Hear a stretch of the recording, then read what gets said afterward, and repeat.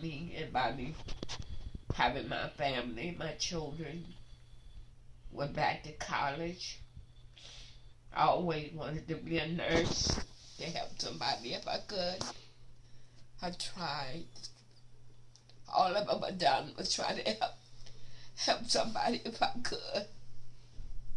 And then they hurt you like this. And then somebody trying to hurt me the way that I've been hurt this way. It's totally one of the worst shocks that I've ever had in my life. I still don't want to believe it. Because all of it was trying to help somebody if I could. That's all I've ever done. Help somebody with their children or whatever I could help. That's all I've ever done.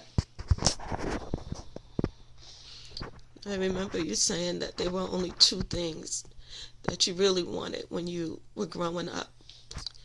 You wanted to go back to college. Yeah, I wanted to go back to school. And then you wanted your own house. Yeah, I wanted my own home, and the good Lord blessed me to get that.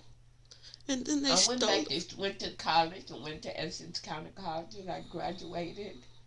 And I've always wanted to be a nurse to help somebody if I could. I got training. I did a little work or whatever. Then I started having a pain with my joints, arthritis with the runs in the family, whatever. But I never let it stop me. All I ever did was help with my grandchildren or anybody else that I could help in any kind of way that I possibly could. And I never had any doubts about anything or anybody in life. And I've always been there to support my children in every kind of way that I could. And I never regretted any of it in my life.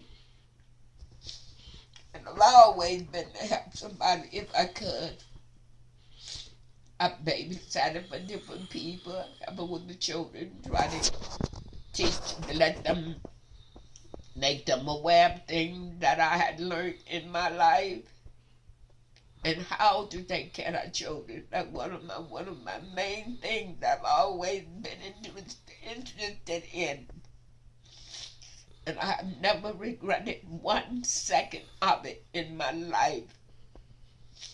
And I would never understand why people would want to hurt one another or do things to cause problems in people's lives. Why? Well, Mommy, let me, the thing because I always... this is God's world we are living here in.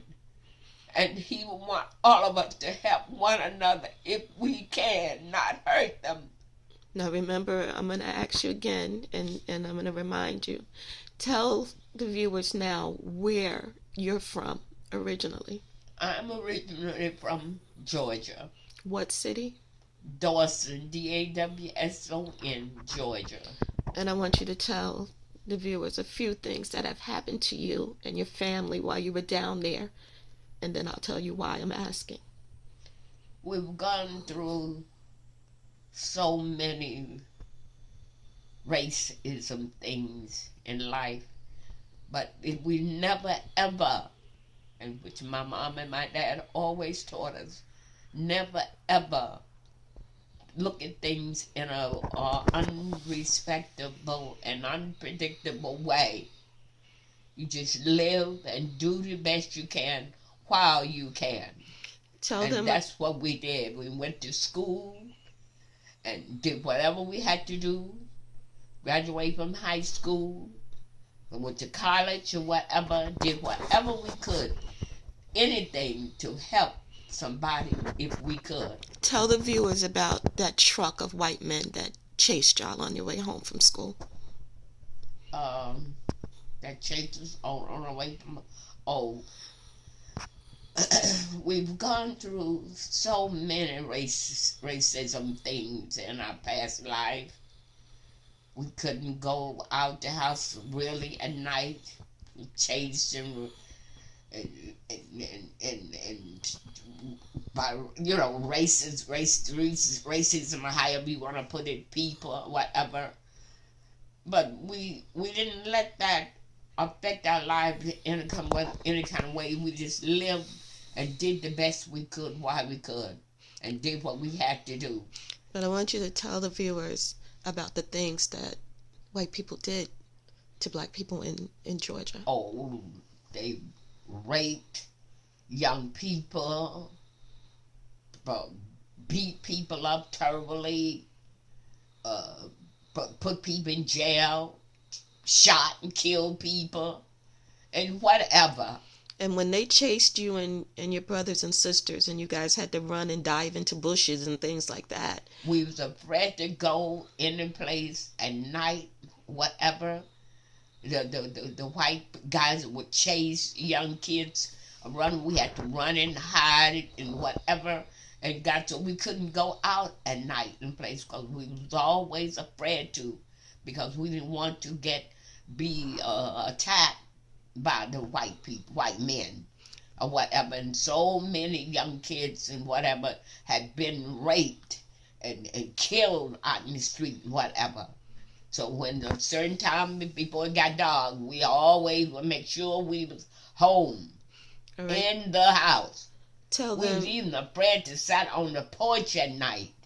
Yeah. That's the way we grew up. What about the town itself? When black people started moving into the town, what happened?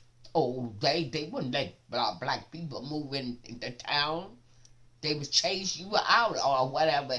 If someone, whatever, got a chance to move anywhere close to the little city of Dawson, whatever, they couldn't rest and be at ease or anything. They had to move out, get out of there if they wanted to survive.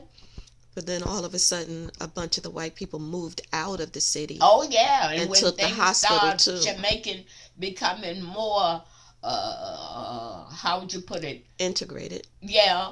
The white people stopped moving out of town. So now the town that I came from is all of the stores and things but from what I hear, they're all gone. Mm-hmm.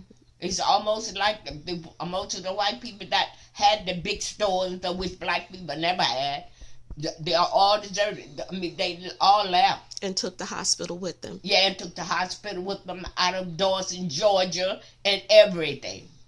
All right. Now, the reason why I asked you that is if you were back in Dawson, your reason for coming up here from the beginning to coming north was to get away from that, or to try to start to build a new life.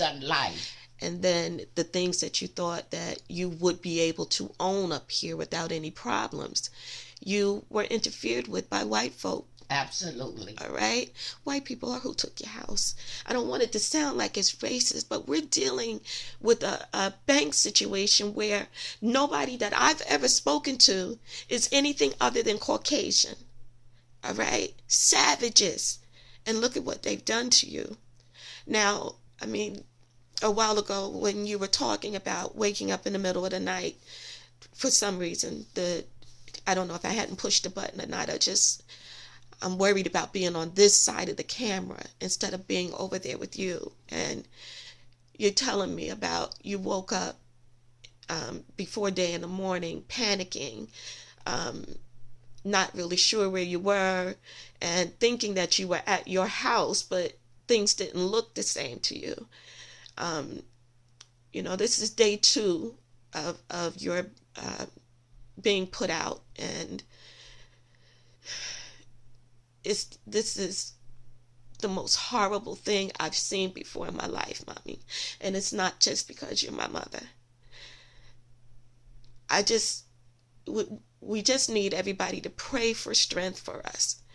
We need you to pray with us so that this can be straightened out. Pray with us that the judges that have caused this, Judge Kaprowski, Judge Klein, Judge Katz, all right, for the ones who are now saying that it's just enough, it's time for it to be over, or that we're abusing the system, to be removed from the bench and to be held accountable for their corruption.